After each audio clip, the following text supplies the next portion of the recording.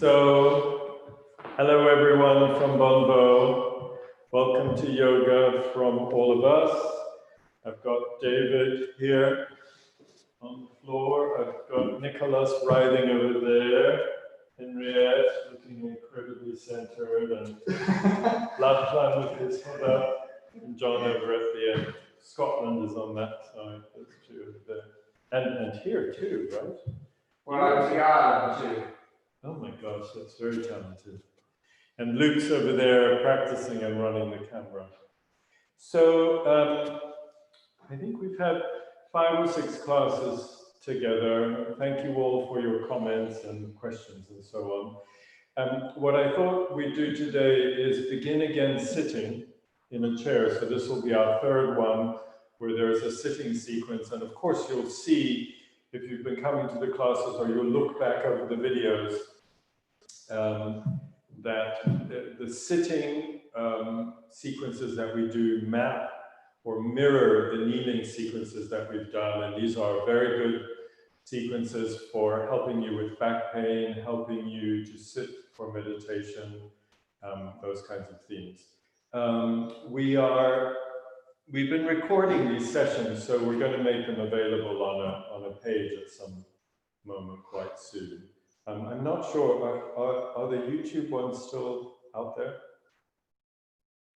And do we know how people to access that? If we don't, we'll find out more about that soon too. So if you take a moment to go and get a chair, and then we'll pick up together. So you guys will see what we're going to do.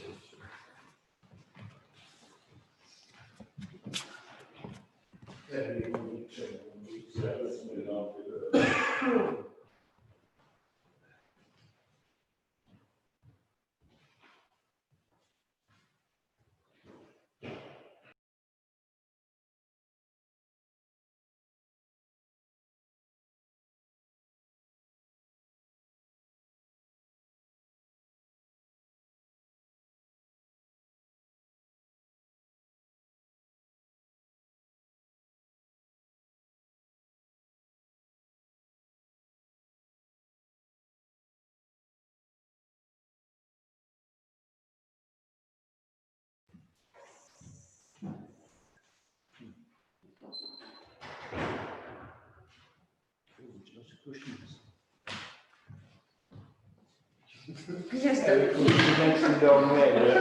What long legs I've got? He's becoming aware of the floor. You see, that's perfect. He's becoming aware of the side. I'll take the other one. Okay, so come to the front of your chair. Come to the front of your chair, and very briefly, if you want to do chair work, we're not going to be here forever, but if you want to do chair work, and especially if your back is bothering you or it's difficult to get to the floor, you want to set up your chair so that your hips are higher than your knees. So on this chair, I would want to be a little bit higher. Okay. And then we come to the front of the chair, so the chair is not pushing against the back of your thighs and pushing you back. Okay. So close your eyes. Close your eyes. Place your hands on your thighs. And just give yourself a moment to tune into the sense of your own weight on the chair.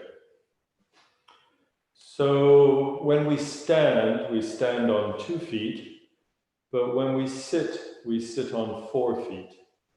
Our 2 feet on the floor, and our 2 sit-bone feet in our batons. So just tune into that solid, stable base of your 4 feet.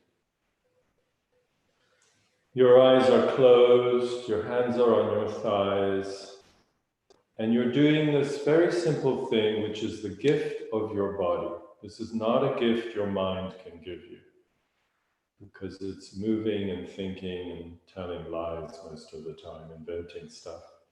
But your body is offering you a gift, all the time, which is this gift of nearness, this possibility to settle, to be with yourself, to be close to yourself on lots of levels, and the sense of weight is a good starting point.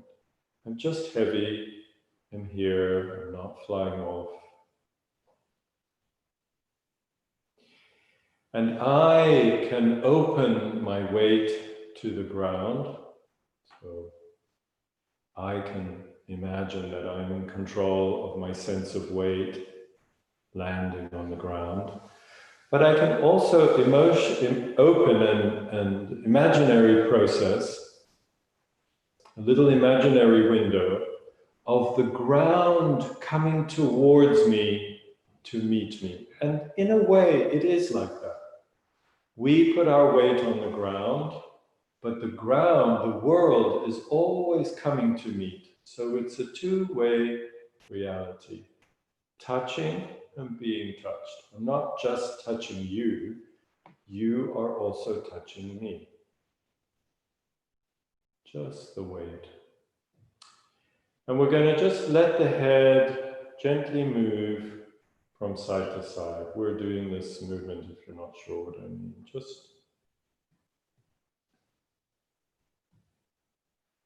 the head turns to the left, it turns to the right. You might hear little crunchy things in your neck, little crepitations. Just to the right, to the left. Oily, more deliberate, more casual, more creative. Wonderful. And now we're just going to let the head tip to the right. So don't push into it. It will go and then it will kind of slow down to a stop as you lean on something, as you lean on the bony, ligamentous bed of what it's made of. To the right, and then we come back, and then we just lean to the left. Now, try to allow the movement to be simply in your neck, so it's not your whole spine tipping or your sit bone coming up, it's just in the neck. And don't worry, just stay near. Don't worry about performing something correctly. Yeah, and then we come back. And now we're going to let the head drop to the back. And again, imagine that you let the movement happen in your neck. So the rest of your spine is easy and relaxed. Relax. But the movement is happening in lots of different places in your neck. It can be very, very high up. Obviously, if you bend your neck right back, it's going to involve all of those neck bones. And we could involve the rest of the spine, but we're not. We're just quieting on our base. And the breath, usually as we move the head and neck, the chest responds. If you feel something sharp on any of these movements, don't push, because when the head moves, the cervical vertebrae follow. They always follow. They're obedient. All the vertebrae are like trapeze artists, one following the neck. So they want to follow within the trapeze artist laws that they have. But sometimes they can't because something happened. And you feel a bit of sharpness, so you don't need to be alarmed, but don't push. Just allow, breathe. And then we bring the head back on top. And now we're going to let the head drop forward, again, letting the movements be in the neck, very high up, middle or low, it's up to you, or lots of different variations. And the chin is just dropping towards the breastbone. You're not forcing anything. The head has its own weight. The vertebra will know what to do. And of course, you could involve the whole spine, but we're not going to right now. Just say it. And the breath, and the breath, and the breath can release because we're heavy and we feel safe and there's time. It's a completely wonderful waste of time. And then suddenly you notice something lets go and the head hangs a bit more. Of course, if you've had a neck injury, don't force this movement. If there is discomfort in the neck or in the arms, don't even stay very long. Just come back. The breath, nearness. So I'm not watching myself. I'm moving as my head comes back on top. And I'm just noticing, just noticing. Eventually your head's right back on top. Okay, so we're going to take the right hand and put it on the breastbone. Yeah, and already that's a huge action. To perceive is really an action. It's not a thought. It's an action. I moved my arm, but actually then I felt the warmth of my hand or the weight of my hand or something shift in my gravity center, or it's a gesture, so maybe it reminds you of something. So all of those things are embodied and they all belong to this asana that we're doing, this little yoga pose. But my hand is now over the density of my breastbone and heart and these thick passage linings that go around the heart with the lung linings at either end and the way the heart sits on the diaphragm. So it's a wonderful, intelligent, inner head. It's a density inside your chest that counterbalances the other heart head, which is your head that is sticking up out of your chest. And they talk to each other all the time if we're free in the rib cage. Yeah. So I'm just going to begin to let the head bow forward, and it's as if my head is bowing over my heart, and I'm going to just let the heart lean back against my spine. So these are just metaphors and images to help you open a process of moving. So you can think of it as a thickness, as a heart, as you like. But as the head bends forward, the deep, dense heart space rests back against the spine. Down from the base of your mouth, from the floor of your mouth, all the way down the front of the spine, we have the most extraordinary webbing, carpeting of different support systems going in lots of different directions, and many of them then taper off down along the spine. So as we let the head fall forward and we release all the tension, chest, neck to head, the heart density is allowed to lean back. You can even put your other hand on your heart and just let that lean back. So you are folding now more and more as we let the movement trickle down into the rib space, into the rib vertebrae, the thoracic vertebrae, the whole. And your shoulders may curve forward as you bow ever more deeply. Free up one hand if you can and just touch the back of your neck. Yeah. You'll feel the different bits of your neck stick out differently, but down towards the bottom of the neck, there's a big one that sticks out. So you can just find that and squish it. Don't push your head down, just let your head hang. You can tickle up along the center of your neck, right up onto your head, come around your head, and you can get hold of your hair and pull on it a bit. Don't pull your head down. Oh, well, true, some people can't, because they don't have. But you can imagine pulling on your hair. Yeah. Great. And then we just let the head come back up. Yeah. And the breath, and the breath, and the sense of weight. Yeah. Let's let the head drop back. So remember last time, if you joined, we talked about these different pulleys that roll on each other, and it kind of is like that. When the head rolls forward or back, unless you block it, the chest and pelvis respond. The normal one is that when the head rolls back, the chest goes into extension. That's the normal one, but I could make it go the other way if I wanted to.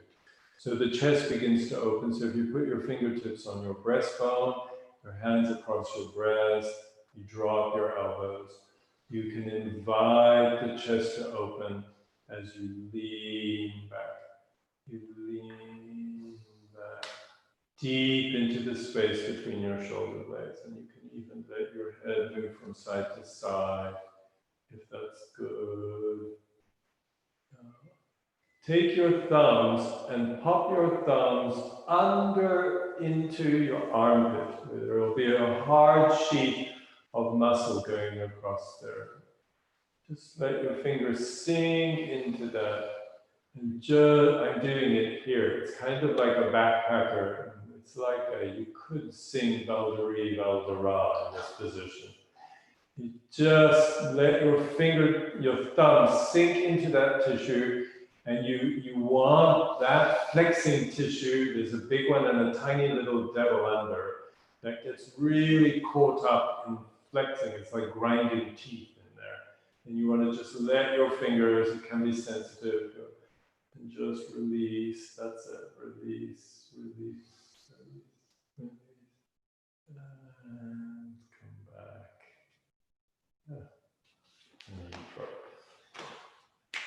And look at that. Genghis Khan. And just feel how that feels in the chest. Beautiful. How that feels in the chest. Yeah. Okay. So when the head tilts, the chest can follow or go against, and depending on what we need to do. Let's go down to the pelvis. Put your hands on your groins, your palms on your groins. Yeah. And just this movement that I'm making, there's the pubic bone and a bit further down the genitals. And very often we don't actually let this soften because of these very powerful flexing muscles here and postural things, but also, I don't know, I have to hold my tummy in, all that kind of stuff. So just for the moment, your hands are up against the belly, your baby fingers are dropping into the groin, and you're just allowing your belly to relax a little. We're just allowing.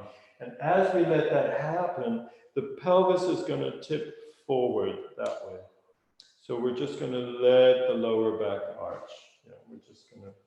We're going to let that go. And as the pelvis tips forward, we're going to just let the chest open up. So it's a simple back bend. It's actually very profound. These quiet releasing movements are actually at the very heart of yoga and of advanced yoga, because as the poses get more baroque and interesting, if you do them with effort, you just end up injuring yourself. So and then the head can follow. So here we are in a back bend, known as I shouldn't have eaten that 5th plate of pasta back bend. Yeah. And then we come back. Let's come back from the pelvis. So you just gently pull your belly in with your fingers and bring the pelvis back. And quite quickly you'll feel the chest wanting to curve forward and the head. And this time we're going to roll down till your elbows rest. Rest on your thighs. Much more curled up than before. Rest. And then we're going to go a little further so the arms drop to the outside of your legs. So if you have a lower back injury and it bothers you, don't proceed. Just stay on one of the previous ones. Don't go this far down. Just letting your head hang. Yeah. So for neck injuries, this is much more okay, generally, whereas the deep back bending movement could cause you to feel happy. But, listen to your body. If there's something sharp or stuck, don't force. breathe and wait and wobble and attend and stay very near, very near. Let your lips hang. You want to let your lips grow. Let them grow. Long lips, long lips. This could be the drooling moment, which is a very advanced practice. Drooling, eyelashes are growing. And then we put one hand on the kneecap, other hand on the kneecap, and then use your hands to roll back up. Roll back up, roll back up. Feel where you are. The breath, the breath, the breath, breath. Yeah. So the spine is like an archaeological dig. There's layers and layers of life. Moments where that rib got stuck and that vertebra got bashed and that thing happened and that shock happened, and the body's amazing. And if we push on that and force it, we just add another layer. But as you practice using gravity and opening up your wings and branches, what happens is you undo. And often we find suddenly there was a freedom that we didn't expect, because something over time, because we were staying near and attending, has released itself towards health. And then you feel more whole. And it's surprising. It's always surprising because you can't think that to happen. Yeah. Okay. Again, we're going to let the pelvis roll forward. We're going to let the spine respond. You don't need to arch your back. Just let it respond. On some people, the back bends a lot, forward or backwards. On some people, less. It depends. You can see mine bends a lot. David's bends a lot. But yours might not. It doesn't mean anything. So pelvis drops forward. Sit bones are going back. And now we start to develop a squirrel's tail. So this time, to make sure, because we never checked all these weeks, you're going to put your fingers on your bum. Yeah. On your own bum. And you're going to go down your tail, all the way down. Feel gently. And you know, there's a moment where you're getting lost in the ocean of your bum, right? Well, in there, if you're quiet, you'll feel that there's a very sensitive end of the tail. It shouldn't hurt. If it hurts, it means you found it. But when you were small or whatever, but it's there. Now, imagine that this tail that you're touching is really sticking out in the opposite direction that you feel it, because you can feel it curving under your bum. But imagine that it's sticking out and very vital. Very vital. Great. And then let go. Bring your elbows to your knees. And tail is sticking out. Sit bones are reaching back and wide. And you're resting completely elbows on knees. And now let your belly and your chest rest through. Your head is coming up. And as you move your head from side to side, you're developing antlers. And of course, this imaginary process of having tail and head makes the spine do something new. Shaping and looking at it never made the spine do something new. It only does what's old. But as we open imaginary processes and we stay near and we attend to the breath and gravity, the body surprises us by its accidents of perception, by things that happen that are marvelous. Right? Now we're going to let the left arm go up. Remember, the more your tail sticks out, the more you support yourself, and the right arm goes up. Yes, yes, and this, you know, should make you smile, because imagine at a job interview when they say, so what can you do? And you say, I can do this. Imagine how quickly you would get that job. And then your arms bring you up. Now, hang from your fingers in the sky. Imagine that your squirrel's tail is hanging. You're hanging from the colors of the sky, the ocean of the sky. And suddenly your squirrel's tail becomes a wolf's tail, and look at me, you're rocking back onto your bum, but you're not falling against the chair because you're hanging from your fingertips. Yes, and really hang. Yeah, you can really hang This is one of the best sit-ups you could ever do.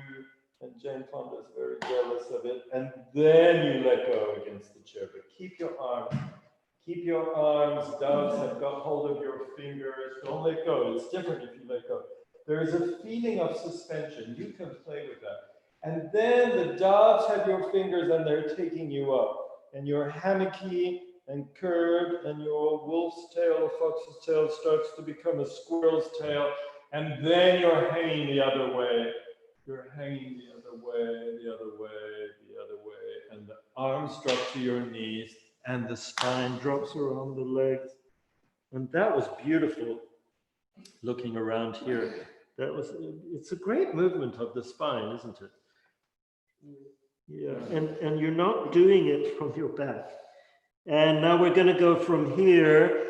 Your fingers start to walk on the floor. They go forward, they start to come off the floor.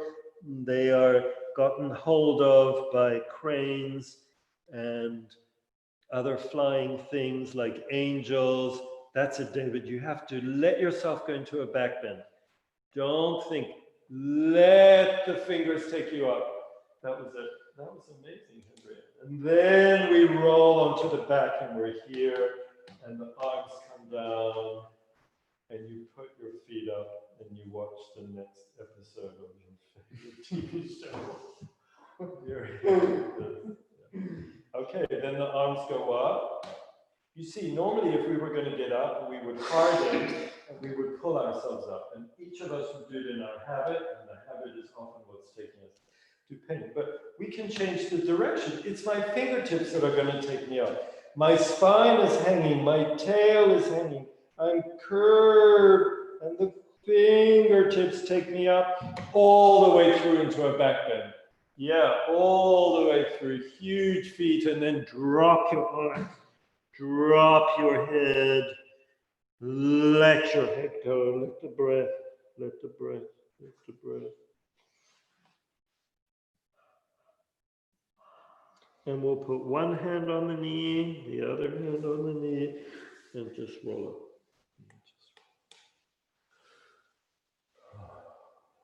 And just close your eyes and just notice, where are you now? Yeah.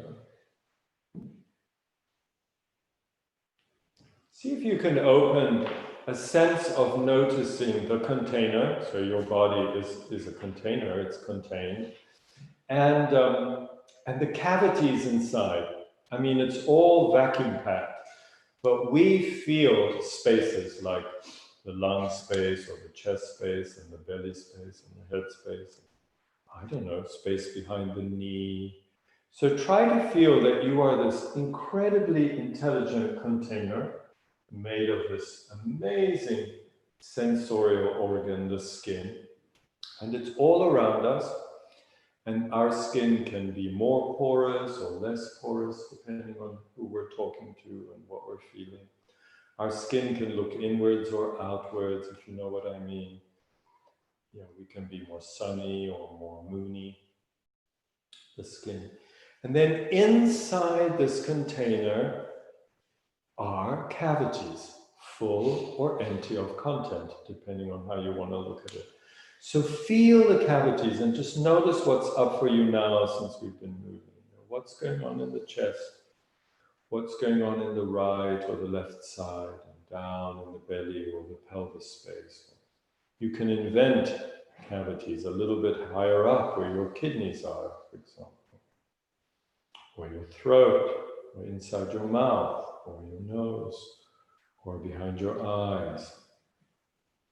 Behind the eyes, behind the nose is amazing. If you start imagining that that cavity can breathe and that there's room in all of those little sinus caves and all of that amazing bony bridginess, and you can imagine that there's room behind the nose as you breathe. Something like something is happening to the roof of your mouth, to the back of the palate. sometimes that can change things all the way down to your tail.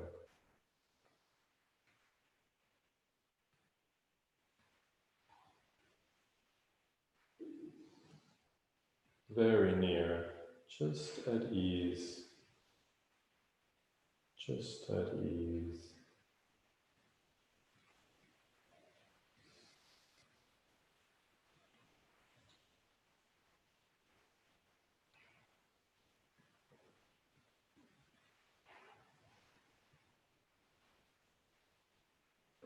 If something starts to shift or move just before we get up, just allow it. Don't block or hold too still. Just let your spine river its way through the landscape.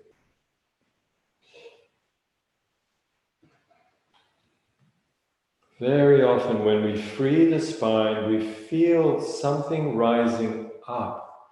A pressure is released up, which can't happen when we're holding our belly chocolate bar, six-pack thingy there, hard and tight, perplexed and worrying about the next email. We don't have this release, this natural release of pressure across the difference from below and above the diaphragm, up into the back of the tongue. Yeah.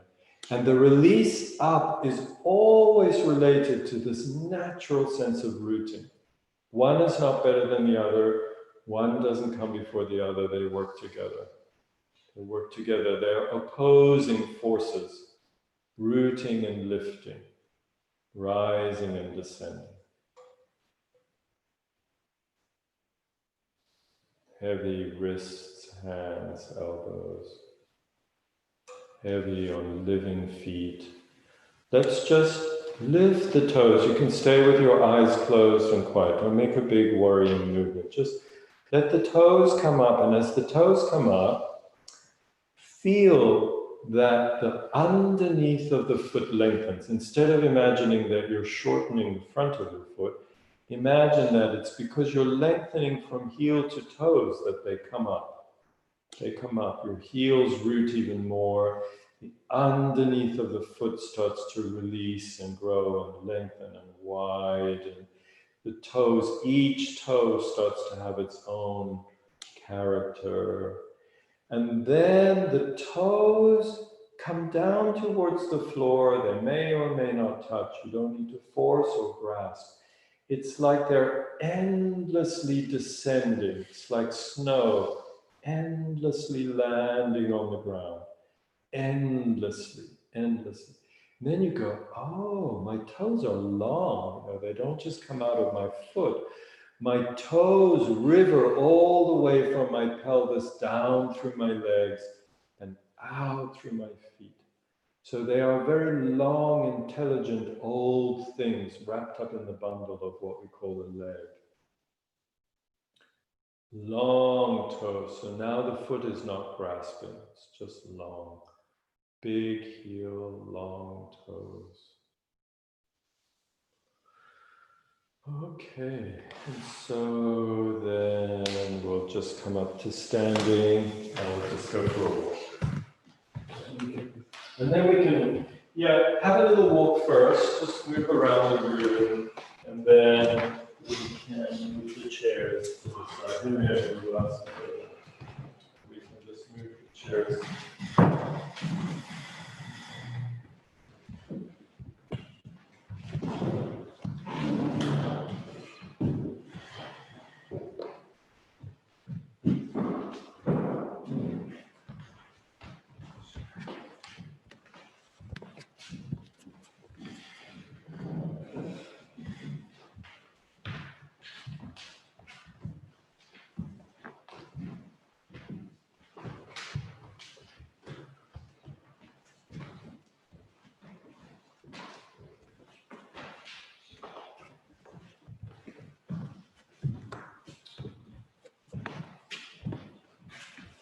Yeah. So if, Luke, if I go to the wall there, will I be on the camera? If I go here on the door I will. Okay, so you need a piece of wall just to do the next thing. And I'm going to demonstrate it over here. By where? The radiator I'm on? Okay, this is good. So here is good. Okay, so have a look. It's in line with what we've been doing. And it'll take us into deeper things as we go along. So what I want you to just watch first. I want you to stand not too close, not too far from the wall. Have a look. Put your hands on the wall. Feel your feet under you. So you don't want to lean too far forward. So you're on your own standing, and then you put your. Then we put the weight on the right leg. And with the left leg, you just reach back farish, so you've got a long line. That looks great. You've got a long, louder, is that better? So you've got a long line going down your leg all the way to your toes. Yeah. And what I want you to do, watch me for a moment. So watch this. I'm going to reach back with my heel. So that's one thing. You don't need to go to the floor. You won't be able to if you stepped really far. So I lengthen the back line of the leg. Then I push my toes on the floor. And now I start to push my spine up. And I start to look towards the ceiling. And I'm becoming a gecko, and I start to go up the wall. Okay, no tension, just toes bending and pushing you up the wall, and the whole spine is arching and moving because of what your toes are doing. Long and yeah, that's great. And you can keep walking. That looks amazing. You can keep walking up. That's it. So the toes move the spine. The toes move, this looks great, yeah. The toes move the spine, and then the walking adds the shoulder work, which we've done kneeling on the floor, and which we'll do again. This is all good, but straighten the leg and come a bit closer to the wall, that's it. And then your toes, you bend, yeah. And you want to push from the, do you feel? And you want it to travel up your spine, and then relax your hands. And touch, and the head can look at the ceiling, or the forehead can rest on the wall. Yeah, and you're going way over there, whereas you should be here. Yeah. Yeah. Does that feel weird to you? Yeah. Yeah. See, that's the rotation in your spine. So that's just stay there until you bend this toe. Literally bend it. Like that. Yeah. You really bend it. Is that okay? Yeah. And then push from there as you go up, and you get longer and longer and longer. Yeah. Wow. Yeah. Okay, it's a revelation. Okay, what are we doing? We're just pushing up. Yeah, you're pushing, and you're pushing from your toe. That's it, and it's making you arch. Yeah, do you feel that? That's what we're doing. I mean, you bend a lot, so it doesn't feel cosmic. It looks very good. It looks very good. Okay, so try the other. Come back, stand, face the wall beyond both feet, put your hands on the wall, step back with the other foot, bend the toes. Watch me, Nicholas. You see, I can arch my back, or I can push from my toe. Push from. It's what we do when we walk, you know. There's that moment where the toe pushes you, propels you. That's what we're doing. So the toes push you, and as they push you, you walk up the wall. You walk up the wall, pushing from the toes. So the toe is bending as much as you can. If your toe hurts too bad, bend it even more. Push from the toe, and then walk up. And then, depending on what your back is like, you can even put your chest on the wall, your chin on the wall, your elbows, and you can be thinking what you're going to say if somebody comes into the living room and they say, "What are you doing?" Straight in. Come a little closer, David. Come forward. Yeah. That's it. That's straight leg. Straight leg. Yes. Now. Yes. Well, you're very rigorous. You've gone way back here. That's it.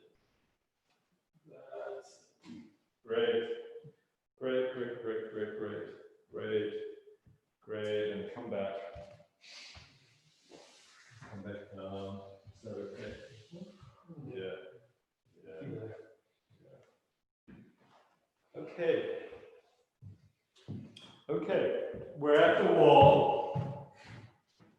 We're at the wall. Have a look. So you're going to, watch me, you're going to bend your leg and you're going to reach for your ankle. And if that doesn't work, you can get the belt of your bathrobe or a little towel or whatever. You're going to reach for your ankle and so you're like this. And we're going to be here for a few hours like that. And then at a certain point, I'll just suggest changing hands. So you just change hands. Okay. And this is one of the most wonderful movements for helping a sacrum get happy again. Watch me, because very often the way that we make our lower back, our sacrum, the base of the spine, go off is because we rotate even a little bit. We rotate, bend, and then we load. And that's what makes the tailbone start to freak out and get, let's say, it feels soggy very often. So rotation and bending and loading. So this movement is the opposite of that. This movement is a back bend and a rotation in the other direction. So let's start, same leg, same arm. So you're stable, you're no longer looking at yourself, you're chuckling, you're on your left leg, your right leg bends, you reach back for your ankle. Don't pull on the toes, get hold of the ankle. Gently, gently. If it feels very strained over the front of the knee, you just don't pull. You might need a belt. Yeah. Okay, now we've got the ankle, and make sure that the kneecap feels very heavy. Make sure that you're letting the leg hang down. You're not helping yourself. Yeah, watch me. I'm going to just pull my leg back a little bit. Okay, but keep it heavy. So just play with that. You may feel your thigh muscles catching on fire. It's okay. If your mobile phone is near, you can always call emergency. So it's all going to be okay. And you can play with that. You can go as far forward as you want. You can, feel amazing as you go forward. And then you come back, let the leg be heavy, let the knee hang. I bend my knee a bit, my standing leg knee, when I'm going to change hands. So then I change hands. Yeah. And then, if that's difficult, you don't need to do that bit. Then you're holding your ankle. Yeah. Yeah. And again, we're going to just bring that leg back. Bring that leg back. Again, if you want to bend the knee, if that's helpful. Yeah.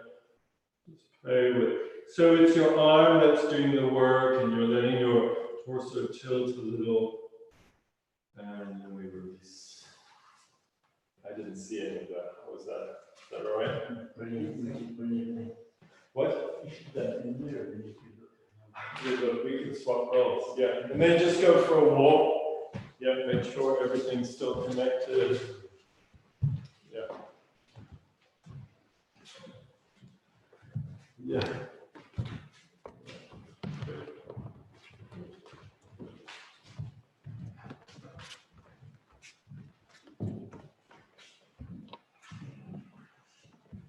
How does that? Okay. Okay, so other side. Standing, not too near, not too far, on your own feet. Yep. Weight goes onto the right leg. Weight goes onto the right leg, and you bend. So the beauty of I don't know, these shapes or these things that can be repeated is that they can be repeated. So don't rush to the end. Don't rush to the end of what you think it should be. Just wait. Now, okay, so I've got my ankle. I'm loading and balancing. I can even take my hand away from the wall and play with balancing. And I want to let the leg that's bending back drop. I can feel what's happening in my lower back. There are no musts and shoulds. I'm breathing. Yeah, so you let the body do something. do something, which is different from gaining the end of the movement. That's just effort and tightness. So we let the body do a kind of undoing. Then if I pull my leg back, it's the same thing. I'm not watching. I'm just allowing as I root into my leg on the wave of the breath, just allowing the leg to come back. It could go back miles or millimeters, it doesn't matter. I may tilt, I may not tilt. It's interesting what's happening also in the shoulder blades. And wonderful. Heels, toes, you don't need to grasp the floor with your foot, and then you come back. You'll notice that your hip is doing all sorts of new things. The hip also of the standing leg. Then I change hands onto the other hand. I bend my knee, I get hold of the ankle, touching the floor. And then again, I bring the leg back. This is a really complex and wonderful movement. One, if you want to walk up the wall with your other hand, you're welcome. Opening, letting the spine move. Yeah. In gravity, through the roots, your body knows it's safe because you're rooting and opening on the wave of the breath. Yeah. And we come back. Just notice this moment of the hanging leg. Yeah. And the ribs, and then we just drop the foot. Put your hands on the wall and just stand there for a moment. And just feel where you are.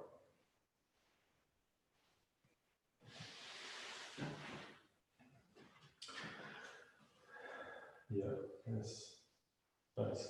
Okay, a little walk to your mats, and then if you kneel down and just fold into child's pose, and just let your back have a rest.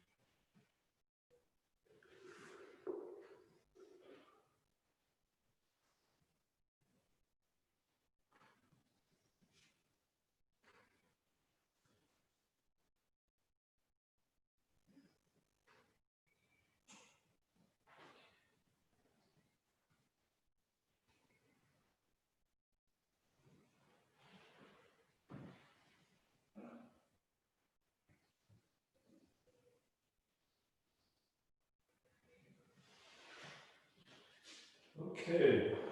Are you okay, John?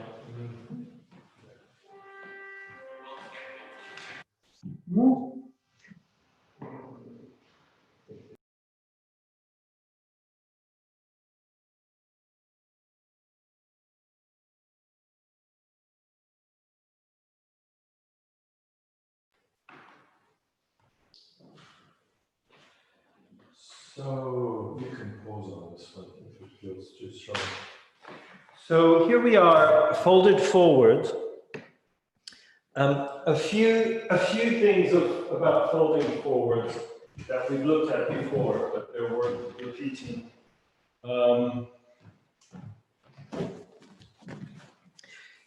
And it's worth doing them anyway when you have a moment by yourself, because there are sometimes just very interesting sensations.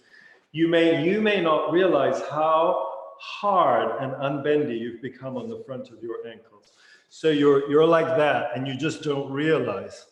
But then you put a folded towel or a little cushion there, and the touch of the cushion makes you realize, oh, wow, I could let go a lot more as I rest onto something. So that applies here, and it also, leave that. It also applies to the back of the legs. Okay, so that's huge. And also to the front, you know, if you're by your sofa, you can, so I was just thinking, it depends on how much support you need, but you can build a support system that allows you to rest supported and easy, you know. And then the only thing is, after your yoga practice, it could take hours to put your living room back together, but that's fine. So just, yes, I don't know what you want to play with. Yeah, try it. Yeah. Okay, so we're folded forward. We're folded forwards. Just move from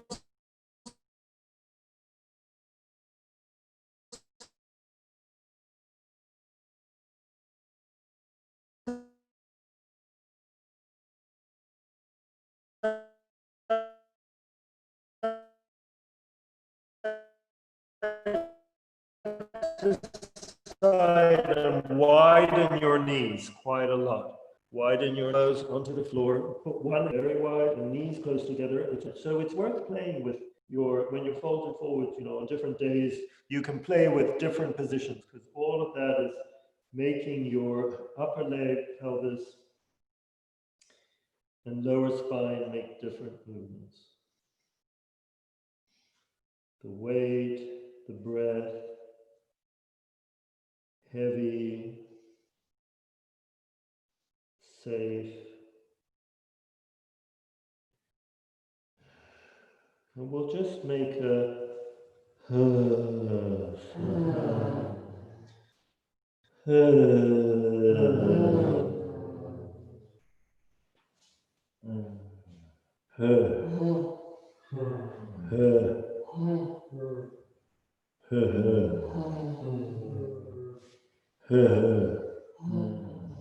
as the spine releases, if you realize you're leaning on you're propping yourself up, just release it further.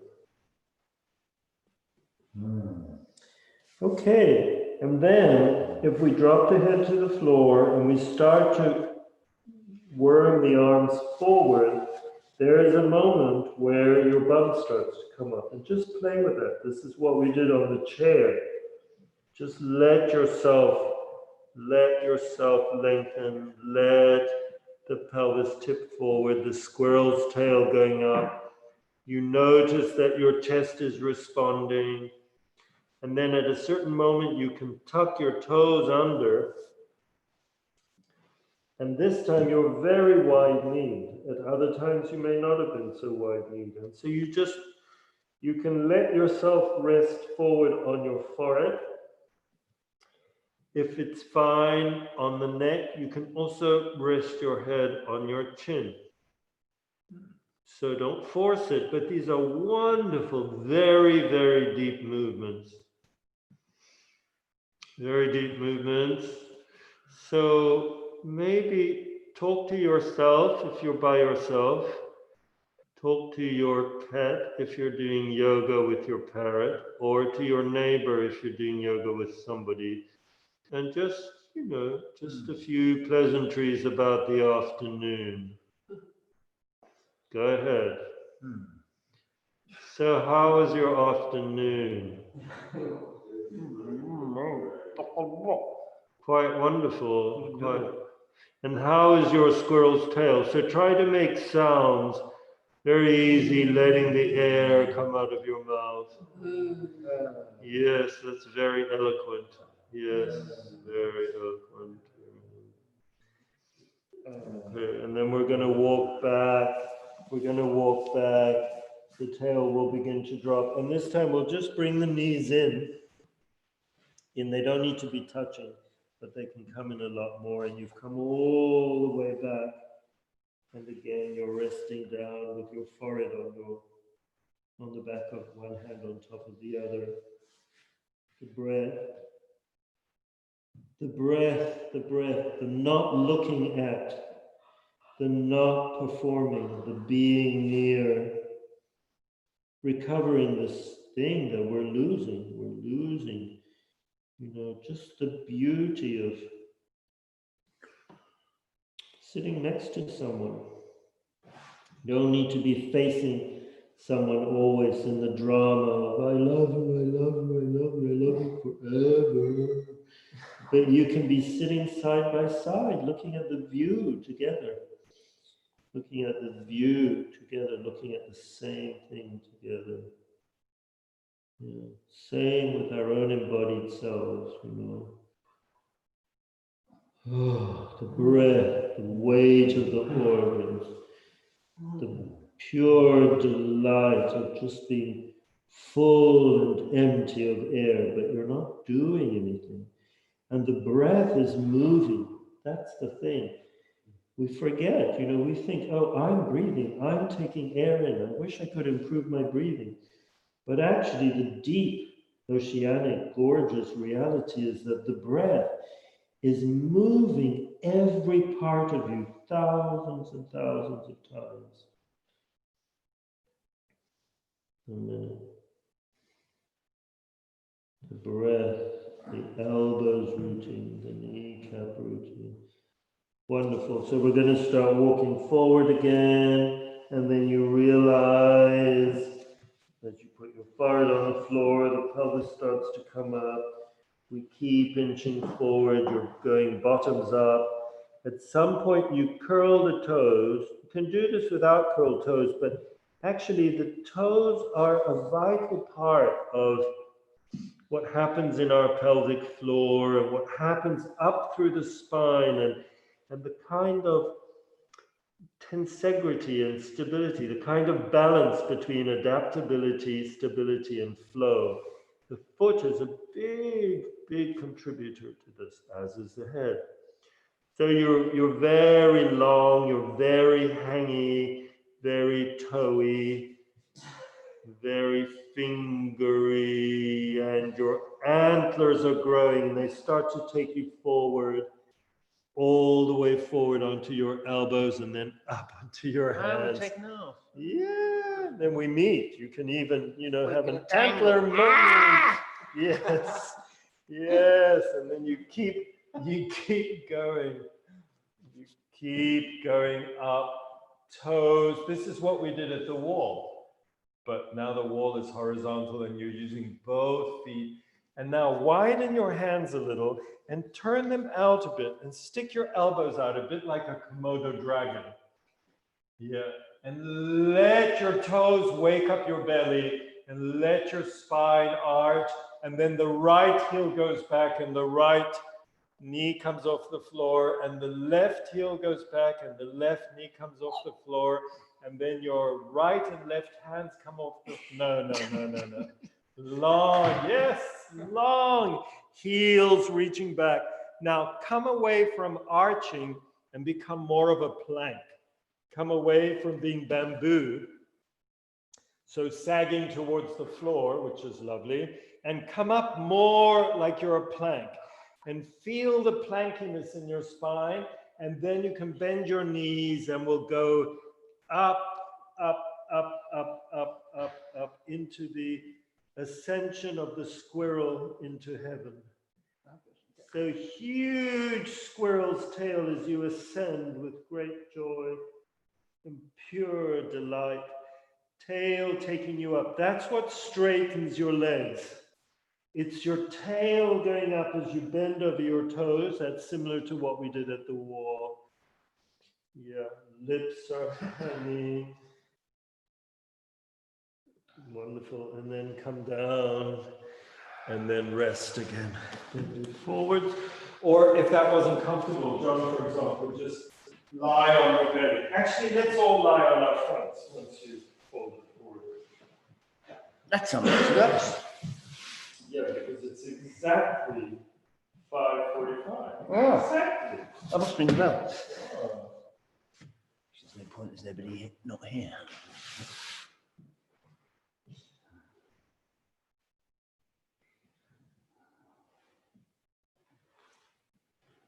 This is a completely new position, Giovanni. Yes. Yes. Which is very similar to what we did at the wall. If you bend one toe, one set of toes. But I'm slightly pulling your leg. No. Yeah. So what's wonderful about lying on your belly is the way that the back arches. And people have forgotten this feeling that lying on your back is the real thing to do. But lying on your belly is amazing, amazing as we breathe and settle. Wow, this is great. And just letting your spine undo. So, bye everyone. Thank you. Enjoy the rest of your week and your yoga practice, and we'll see you next week. Ciao, ciao.